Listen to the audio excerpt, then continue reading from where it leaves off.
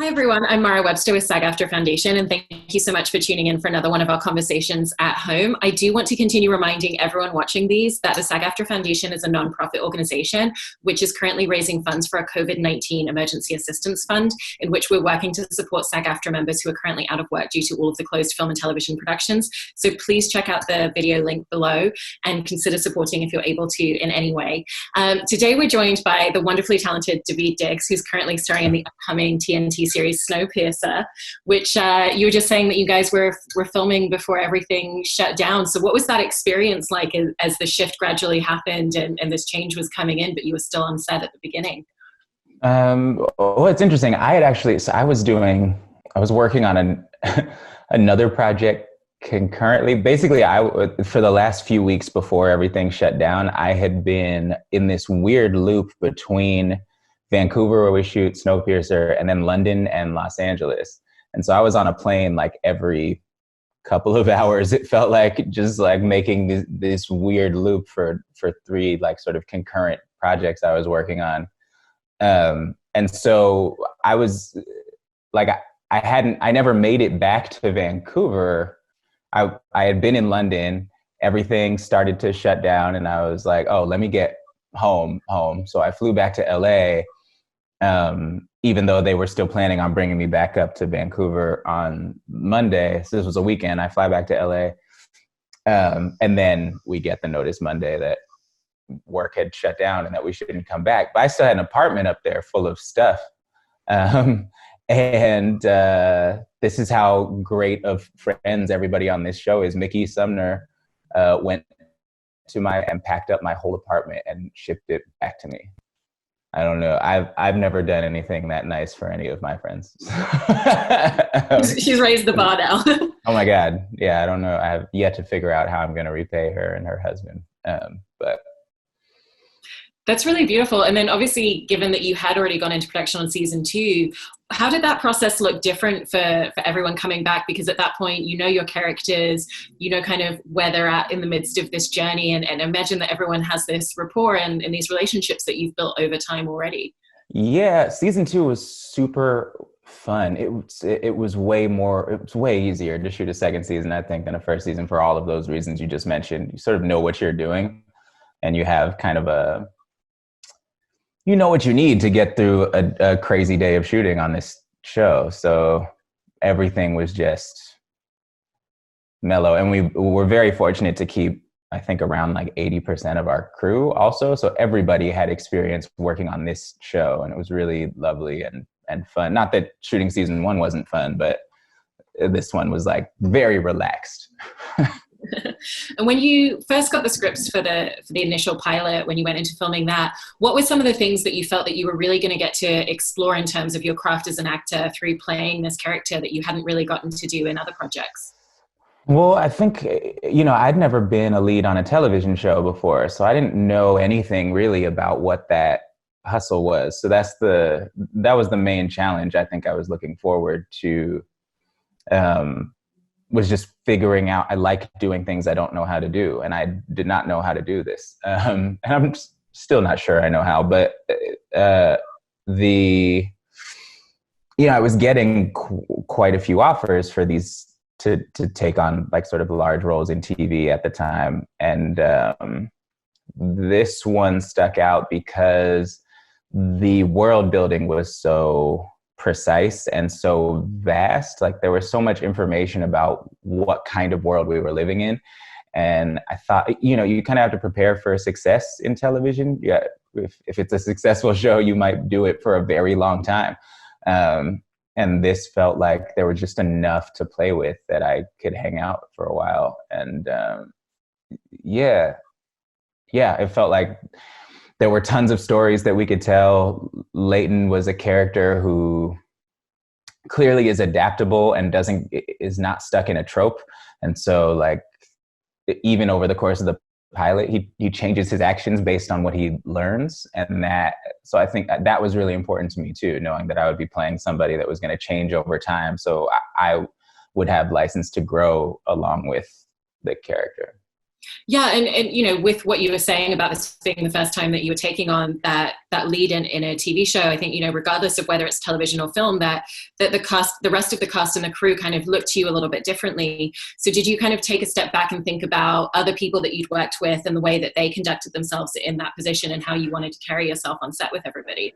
Yeah, I mean, I definitely, you know, I'd done enough sort of just recurring in TV to know what it's like when the vibe of a set feels good and when it doesn't. And so, um, you know, the vibe on the Blackish set is so great. You show up and people are really, they've been doing it together for so long. There's a very like family vibe there. And I think similarly, a lot of the crew stays and keeps working. So really, that's a really lovely thing to walk into, you know? And so I was definitely hopeful to be able to try and facilitate the creation of that. It ends up being easy with this group of people. Like the cast is so lovely and spend a lot of time off set together. And so I don't think I had to work very hard for that, but there is sort of a learning curve to figure out what it means to be higher up on a call sheet. There's just a certain amount of, like I just find that I get information faster than other cast members sometimes, but information that is useful for them. So it turned out, and I didn't know that that was part of the gig. It was like, oh, I can actually, you know, you don't have the schedule yet, or your people haven't gotten the schedule yet. Here, like I have it. I don't know why. I'm sure no one is intentionally keeping it from you. There's just like a weird sort of chain of command thing that ends up happening based on the number that you are, this arbitrary number that you are on a piece of paper. Yeah, and then once you signed on for this role, I was curious about kind of how much information you had up front and how that informed the way that you prepared for playing this character. Because obviously television, you know, there's arcs that even at the end of this whole first season are still not resolved and things that we still don't know about him and his history. So what does that process look for you in terms of taking the scripts, taking the information that you had and developing who he was going to be and really fleshing him out? Yeah, I mean, we had a bunch of information. You know, not. I knew he was pre-freeze, was a Southside Chicago homicide detective, right? That's an important piece of information and one that lends itself to a lot of potential research. So there's plenty of stuff I could look into. We sort of had a lot of conversations about what the conditions of the tale were like, and there were mood boards and everything to sort of reference and different. So I could, you know, study and talk to people about what it was like to be in refugee camps or be, you know, try to find real world analogs for what we were doing. But also TV is kind of my favorite thing about it is this sort of game of telephone between writer's room and cast, where they write something and then you interpret it and you go on and based on whatever homework you've done, but also whatever is happening on set that day, because everything is in flux all the time. You make choices about the scene and you do certain things. And maybe some of those things are not what the writers had intended or thought of when they wrote it. But now that's a new piece of information that they get to take about Leighton and work that in later in the scene. So you end up constantly sort of in conversation, sometimes over a great distance, with the writers, which I think is really fun. It's like an art that in some ways thrives in the misunderstanding, right? Like sometimes I think we get sort of more interesting or weirder choices on days when like the writer of the episode isn't there. I love it when they're there because I ask a ton of questions, but sometimes when they don't, I'll do something real weird and then they have to deal with it. And I like that. I like that about TV. Yeah, and what was the pre-production like on each of the episodes? Because you were, I imagine, shooting everything on a soundstage. It's a very controlled kind of production environment. And was there a lot of time before you would go into a scene to really kind of have that discovery and play with it a little bit? No. No, I mean, it's TV. The scripts are changing all the time. And the schedule is changing based on what set is built. Everything is built in this show. There's so little CGI for a show that is this sort of large in scope. Nothing inside the train is CGI. So like all of those environments are built fully. And so we occupied 4 and eventually 4.5 sound stages, and one of them was always a construction site, right? Because if you're done shooting an episode's worth of scenes in one section of the train, they're going to start building in that space. They'll start building the next one, and you'll show up one day and all of the sets will be moved and you don't know where you're going or whatever. But it's because of this sort of, I think normally when you shoot things where you have to go outside, the thing you're always battling is the elements, right? We were in totally controlled environment in terms of weather, but so the thing we were battling was construction time, and it's impossible to know how long it's going to take to build a certain thing until you started building it. Sometimes I'd have scenes planned and say, well, that set isn't ready, so today we're going to shoot these 5 other things instead, which maybe if you're me, you haven't looked at yet. And once you kind of started filming everything and you were mapping out who this character was, the television show comes in with us being 7 years into the train's journey. Mm-hmm. How did you think about the way that would affect him as a character in terms of his mentality, what that would do to you, especially with the conditions that he's been living in, but also in terms of the interpersonal relationships that we then see with all of the other members of the tail end of the train? Yeah, I mean, I think the big uniting factor for everyone on the train is that 7 years is really close enough for them to still be experiencing loss, right? It's not far enough away from the end of the world to we're not even close to a generation past that. Like, if you remember it, unless you were a baby when you got on the train, right? And so I think that is sort of something that all of the characters are dealing with, is loss. How many people died? Most of the people died, and are gone. And then there are, there's roughly 3,000 people on this train, and that's it in the world. That's all that's left. So the people that you interact with, you are very close to. And then for Leighton specifically, being in the tail means 7 years of never seeing the sun, of eating the same, essentially like compressed nutrition bug bar every day, of having no sort of recreational activity, no nothing. He wasn't particularly useful in any of the other functions of the train, so he wasn't leaving to do construction necessarily. Probably very rarely left the tail at all. And so, there's a kind of, particularly in those early episodes, a kind of mania that comes from just like lack of stimulus, I think. And you're dealing with a bunch of survivors who are, I mean, we're all dealing with it right now, right? How long have you been stuck in your house? 2 months. As I'm saying, that times however much, whatever, you know what I'm saying? 7 years of this is something that you begin to think about differently these days. And like, I like my house a lot, but I don't think I could do 7 years without leaving it. Yeah. My house is way better than the tail, though. Yeah, it's like you're in first class on Snowpiercer. Yeah, exactly. And did you find it useful to think about what his life was like before in a lot of detail and a lot of depth? Because, we really only see his existence in this space, minus there's a couple of flashback scenes, which I imagine were potentially quite helpful in understanding some of his previous relationships. But did you find that to be a useful thing to do for yourself in terms of the way you crafted this character? Yeah, I think so. I think for me,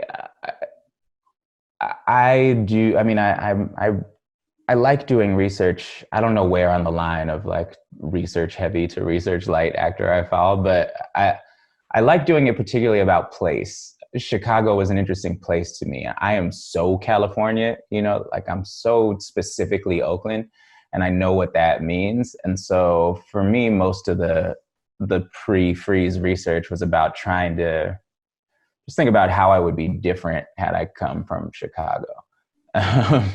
and trying to really wrap my head around that. So I sort of, that was the deep dive I did. It was like watching a lot of things set in Chicago, reading Chicago-based authors, like listening to all Chicago rap music for a month, like those kinds of things that, and just paying attention to different speech patterns, even if it doesn't necessarily show up in where Leighton ends up. Just having that foundation, I think, is always good. Just an understanding of what it means to be colder, right? To like grow up colder is different. The way that housing projects are structured there are different. I listened to my friend Mike Eagle's album a lot. He had an album a while ago called Brick Body Kids Still Daydream or something like that. It was like about from the perspective of the housing project he grew up in that's now been demolished. And yeah, I found that really useful. Just things that I could sort of feel like a different place than I've ever lived. I've spent time in Chicago too, which helps. So that's probably the biggest thing for me, research-wise. Yeah, and did you do much of a deep dive as well on what his previous work as a homicide detective would have looked like in terms of the day-to-day? Because it really informs so much of who he is on the train as well, not just through the fact that his skills are pulled into play and utilized, but just in the way that he talks to everyone and his inquisitiveness and the way that he questions people, and even just in an everyday conversation. Yeah, he is, yeah, I mean, I read a little bit about detectives, and then I love a murder mystery, so it was a good excuse to rewatch every episode of Columbo, and you know, and I watch Poirot every night before I go to sleep. Like I'm like an Agatha Christie fiend, so it's really played into a thing that I enjoyed studying anyway. But yeah, I think Leighton that's another big difference between me and Leighton, is he is so much more inquisitive than I am. And he's also so cautious with how he shares information, right? I tend to be like pretty open and just talk about everything. Leighton holds everything close to the chest. And if he says something to you, it's because he wants you to hear it. And so that was an interesting thing to dive into also beforehand and just start thinking about what it's like to notice everything. I also am not that observant. So there's an element of every time he walks into a room, he's like taking stock of the surroundings. That's the other nice thing about Leighton as an entry point for the show, is that everything's new to him too. So we get to early on in the season sort of discover all of these new spaces through his eyes, and his eyes are particularly observant. So he's always listening to people, or like watching for, you know, trying to track a piece of wire or a pen or something, you know. Yeah, there's also such an interesting element in terms of his relationships with everyone, particularly in terms of the tale, in the loyalty that he's clearly cultivated. And he very much feels like someone who is the voice of morality in a lot of situations. Did you think about him as someone who had just always been that way, that's how he had existed in everyday life, or this was really like the place that he found within that community on the train? I think in his community before, he believes in people so much. And he pays really close attention to what everybody says and what their actions are, I think. And so, but I think ultimately he allows people to be good if they are capable of doing that. I think that's what Leighton believes, is that, you know, given the opportunity, people will skew towards good. And he does have this super rigorous moral compass. And I think one of my favorite things about him is how it gets challenged all the time as he starts getting more information about how the train works. And he has to make a bunch of choices that are shocking to him, I think, that he would make them. And that's hard, you know, that's a hard thing to do, I think, to have something that you assumed was fundamental about humanity be challenged. And then you also have to figure out how to operate within it, figure out who your alliances are to, and are they really to the people you thought they were to. There's so much so much espionage going on in this thing. So, so how would that decision making in terms of him as a character look different for you with your process, given that he is in these really outlandish situations that, you know, you or I fortunately have never been in and never had to grapple with, and just thinking about when you're really pushed to those extreme limits, what sort of person does it turn you into? How would you respond to each situation? Yeah, I mean, the stakes are really high all the time. So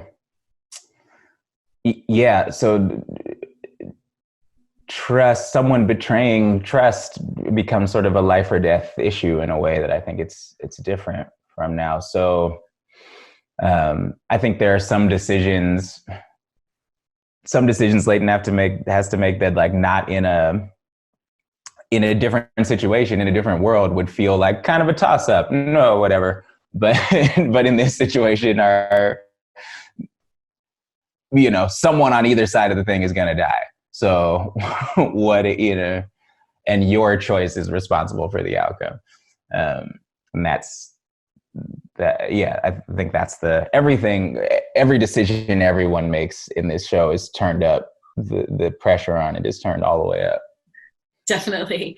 One of the trust moments that's really interesting to watch is between your character and Jennifer Connelly's character, who's kind of the voice and the head of the train, because there's so many different moments in their relationship and their dynamic and the way that they trust each other or don't at different points, depending on what information they've learned about each other. So I was curious about how the two of you worked together in terms of developing that rapport and setting up that dynamic, and especially evolving it throughout the season.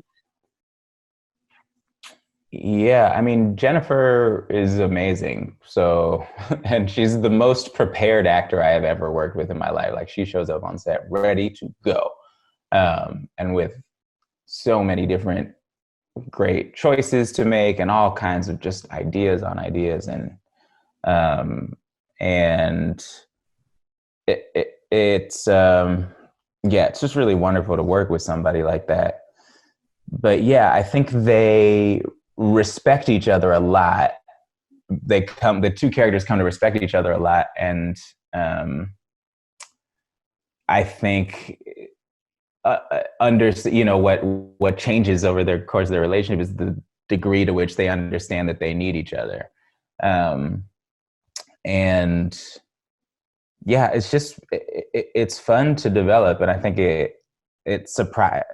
The table reads of some episodes would be surprising to me, sort of where it was going. Sometimes it turns, the turns happen pretty quickly, and they are both characters, when we meet them, they have essentially opposite viewpoints on how the train should be run. But they're also existing on opposite sides of the train. They're having opposing experiences. So, one of the sort of lovely things about both of them is how willing they are to adapt when given new information.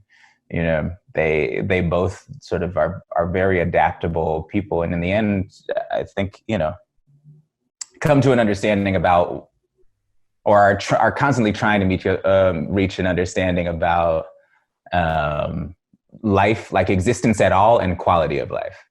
Like, those are sort of opposite, like those are things that are kind of in opposition in interesting ways on this train. And the train is a closed ecosystem, and so,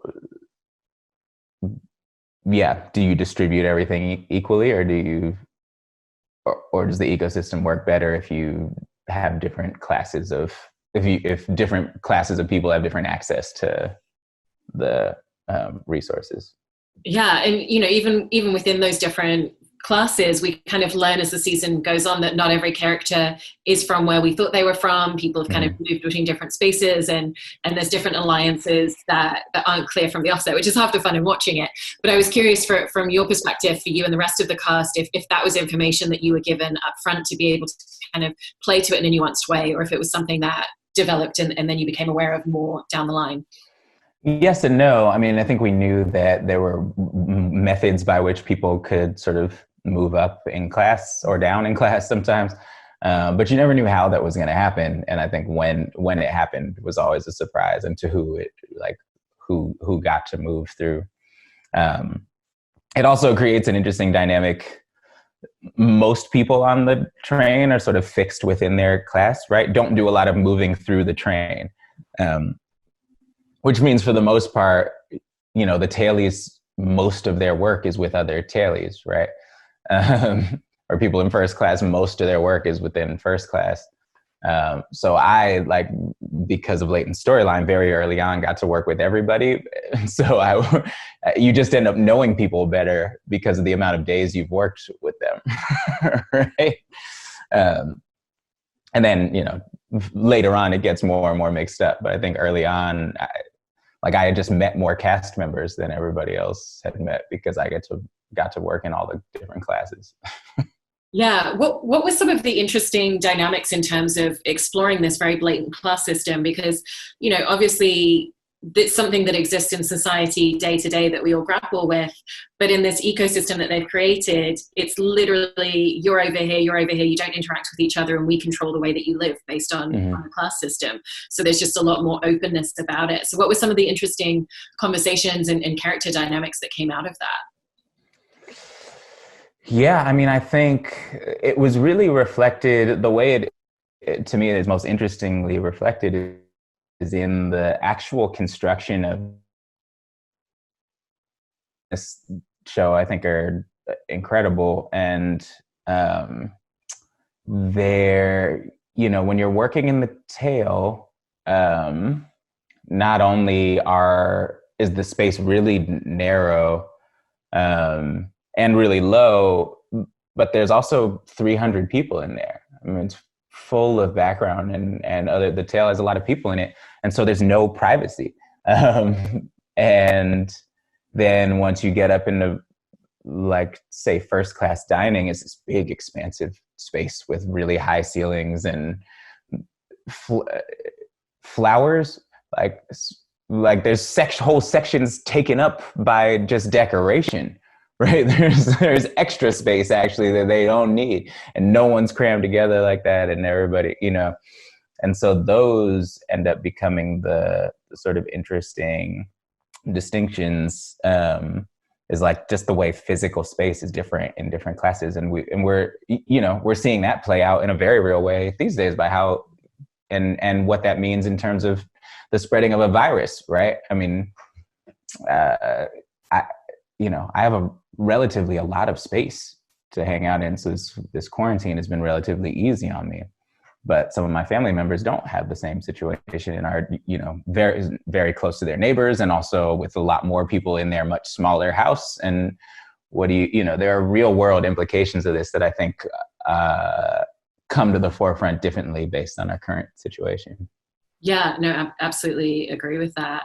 On a slightly different note, I wanted to ask you a little bit about one of your other projects right now, which is the Apple TV animated series Central Park that you have coming out soon. Just because especially I know that you had done some guest voice work on Bob's Burgers, and it's from that creative team and Josh Gad. So when you were signing up for this project, what did that tell you, and kind of what did you know going in? Not just in terms of what the animation was going to look like, but in terms of what the dynamic was going to be in terms of collaborating with all of the creators. Oh, I actually didn't know anything when I said yes to that. Josh Gad, I think, just sent me a text like, do you want to be in this cartoon I'm making? Leslie's doing it and Kristen's doing it. And I didn't even read the rest of the text. I was like, yeah. Legally I'm into it. I think had I read closer, he would have told me I was playing a little old lady named Helen, but I don't think I got that far. So like, I even know I showed up for the first recording session, like pretty much cold, I think, and learned all of this fun stuff. But yeah, Lauren, having worked with Lauren on Bob's, like, they're so great to work with, and he's so good at this and makes it so easy. And I know Josh is brilliant. And I think the surprising thing to me, or the thing I didn't know going in, was how incredible the music was going to be, which I guess had I thought about it for 2 seconds, I would have realized that had to be the case. But the songs in this show are so good. Like way better than any cartoon you've ever, like a cartoon for TV does not need to have songs this good. There's no reason for it. The music is crazy. And I've gotten to write a song for it, and other, like they're also like really spreading the love in terms of like songwriting around, which is pretty great. so you get to work on a lot of different kinds of music too. They've created a thing that can hold a lot of different styles of music.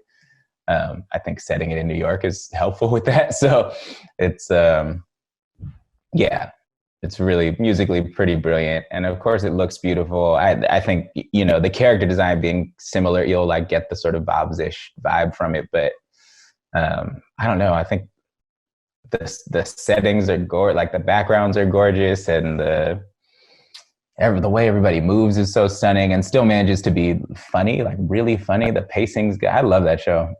Every time they send me an episode to watch, I'm so excited. I just got another one. Can't wait. I'm only one in so far, but I love it as well. What are some of the unique challenges in terms of working when you're just doing voiceover work, and particularly because, as you mentioned, you're playing an old woman called Helen, which is a challenge in of itself.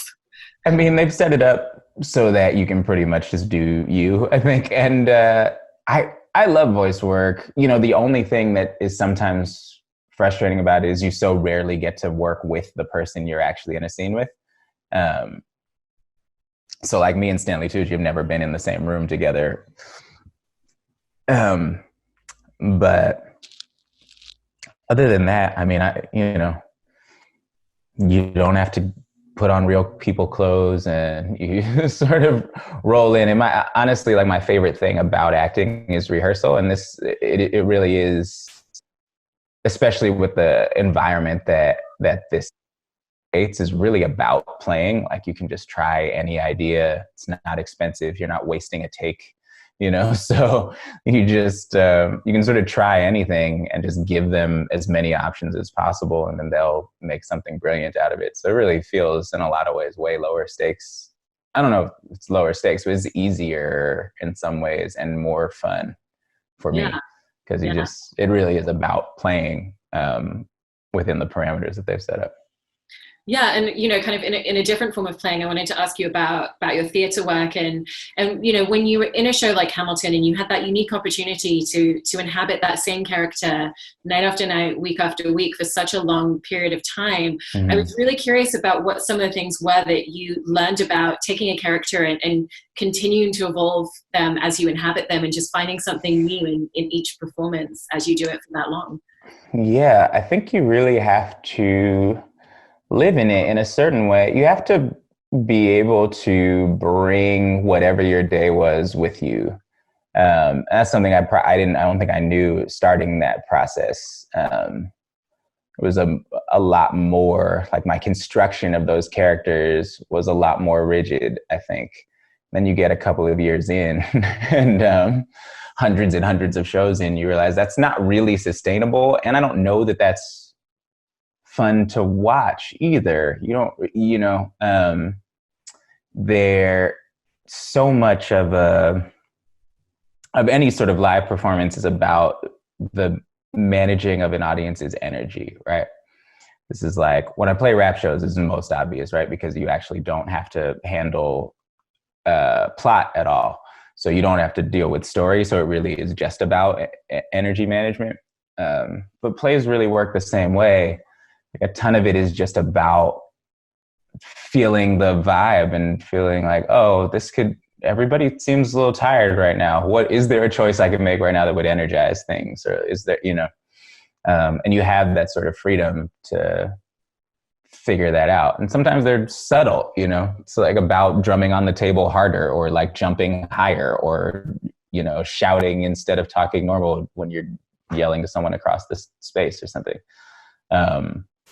But that kind of sort of energy control, and also realizing that like you've lived a whole day before you showed up at the theater, and it's okay to enter with your day after a certain point. Once you really know the show, I think the show will contain your whole day. So if I showed up and had like a shitty day, Lafayette was kind of having a shitty day that day, and that's all right.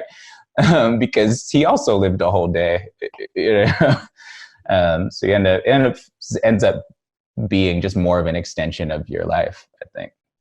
Yeah, and in terms of the recent online collaboration that you guys all did for John Krasinski's Some Good News, I read that that kind of really came at an important moment for you when you were finding some of the day-to-day of the quarantine and just everything that's going on right now feeling a little bit difficult. And so I was just interested in how that sense of community just felt so important and really plays into need for just making sure that we take that time out to connect and also to find the positivity in amongst all of this right now. Yeah. I mean, you get so busy in this world. You know, you're constantly traveling. You don't keep up with people who you've worked with. But that group of people, we spent so much time around each other. We know each other really well, and there's a kind of shorthand there. And it was really nice to sort of feel that again, especially in this moment where it's like the ground underneath you feels pretty weak. Like I don't know what is gonna happen. And so it was nice to just sort of be connected with people who we're all sort of going through the same thing, but we have this shared history, where we were also in a situation where we didn't know what was going to happen, and we're kind of rolling with it. And so there are people who I trust a lot, and it was good to reconnect with them. And I think that's sort of an important lesson that you can extend outward, is just like if there are people who you really trust and have a good shared experience with and love, like stay connected with them. And it's easy now, you know. I didn't have to write a letter. I'd just pick up the phone. It's amazing. Well, I'm glad to hear that it was a really positive experience for you guys, because I know it made a big difference for a lot of people just in terms of the community that came together and watching it online. Mm-hmm. So thank you for kind of sharing all of that and your work on SNOWPIERCER. And I really hope that everyone watching this will tune in and watch the whole season, because it's so good, and your work on it's really wonderful. Oh, I really appreciate that. Thank you.